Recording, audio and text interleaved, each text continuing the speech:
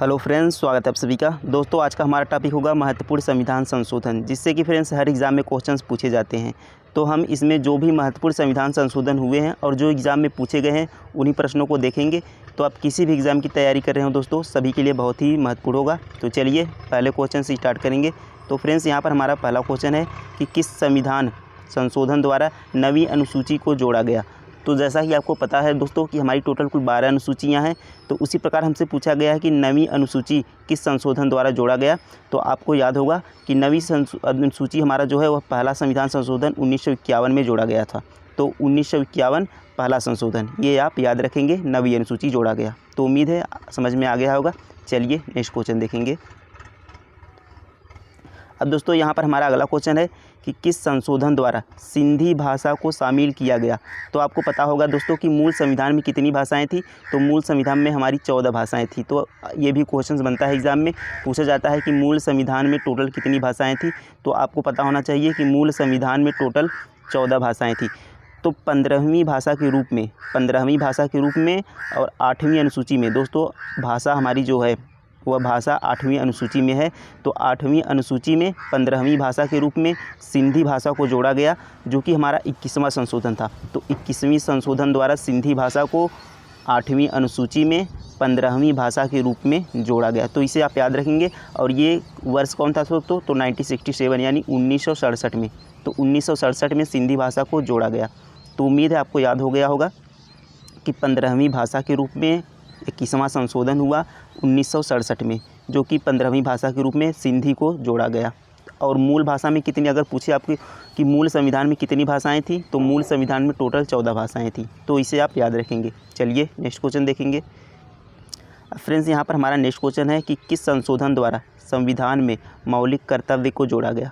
तो मौलिक कर्तव्य जो कि आपका भाग 4A या भाग 4क में है दोस्तों। तो भाग 4क में है आपका मौलिक कर्तव्य, जो कि आपका 51, ये आपका 51A, ये आपका आर्टिकल है 51, आर्टिकल 51A में आपका मौलिक कर्तव्य है। तो ये किस संशोधन द्वारा जोड़ा गया? तो ये दोस्तों हमारा होता है 42वां संविधान संशोधन। तो 42वां संविधान संशोधन कब हुआ? तो ये होता है हमारा 1976 में। तो 42वां संविधान संशोधन 1976 में हमारा मौलिक कर्तव्य आर्टिकल 51A में और यहाँ पर भाग 4क में। तो आपको पता होगा टोटल 22 भाग हैं हमारे संविधान में, और उन्हीं में अगर 4क इस प्रकार से देखें तो टोटल 25 भाग बनते हैं, लेकिन है टोटल कितने भाग? टोटल 22 भाग।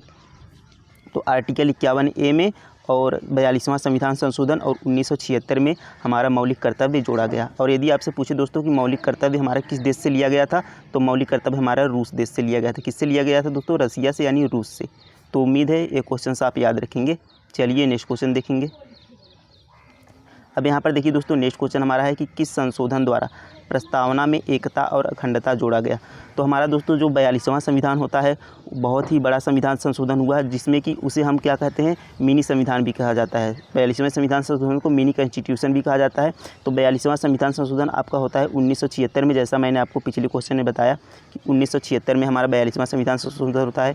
अब देखिए इसमें एकता और अखंडता के साथ, जो कि प्रस्तावना में हमारे ये शब्द जोड़े गए थे, तो इसके साथ आपको समाजवादी, ये आपको याद रखना है कि समाजवादी,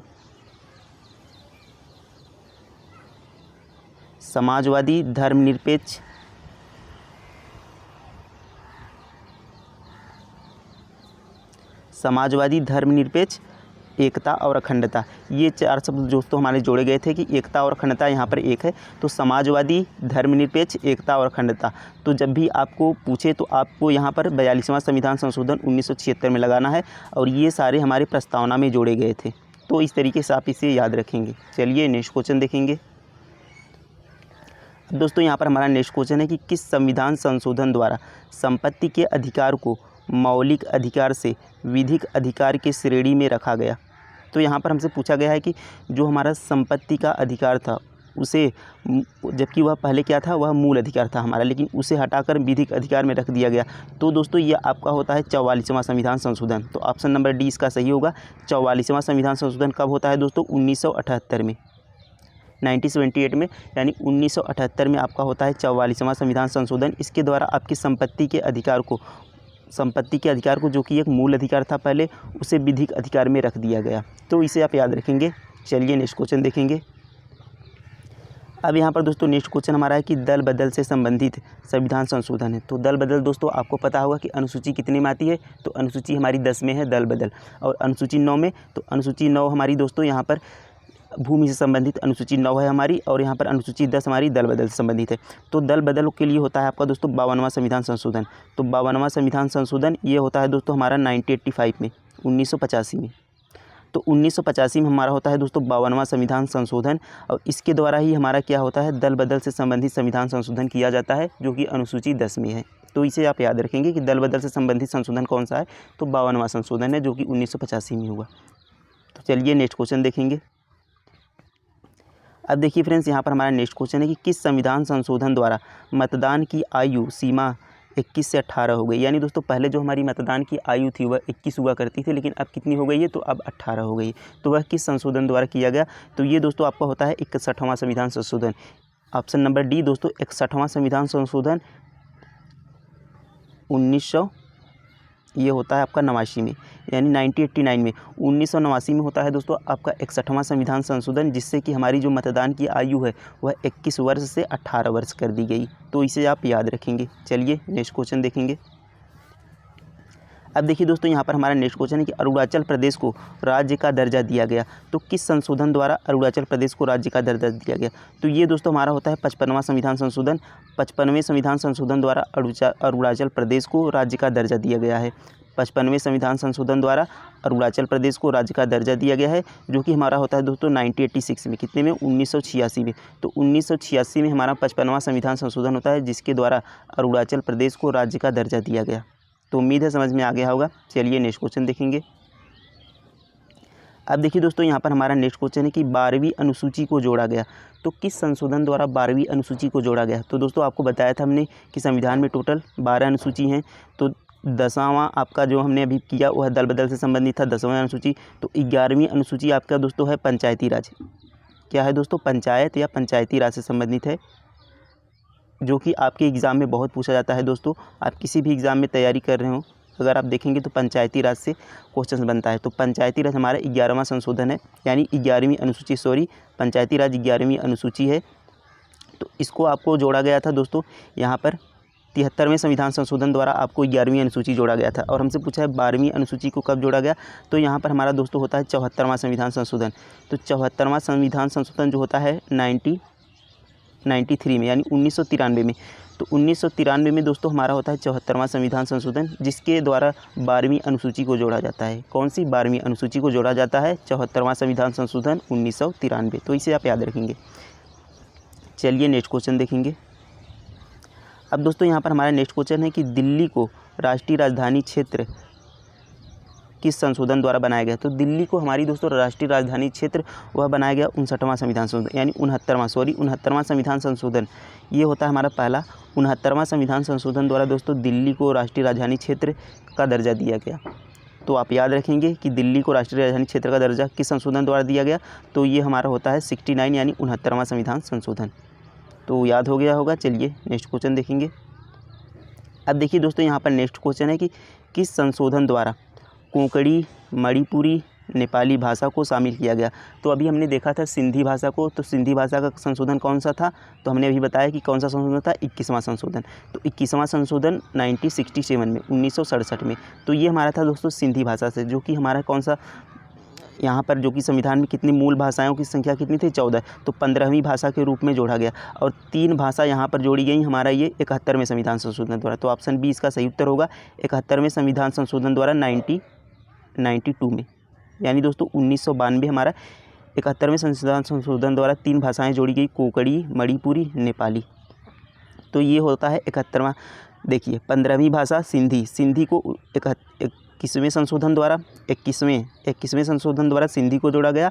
71वें संशोधन द्वारा हमारी 3 भाषाएं जुड़ी, कोंकणी, मणिपुरी और नेपाली। इस तरीके से टोटल कितनी भाषाएं हो गई, 5 3 8 यानी 18 भाषाएं हो गई। तो इस तरीके से आपको याद रखना है, कोंकणी, मणिपुरी, नेपाली, 71वां संविधान संशोधन। चलिए नेक्स्ट क्वेश्चन देखेंगे।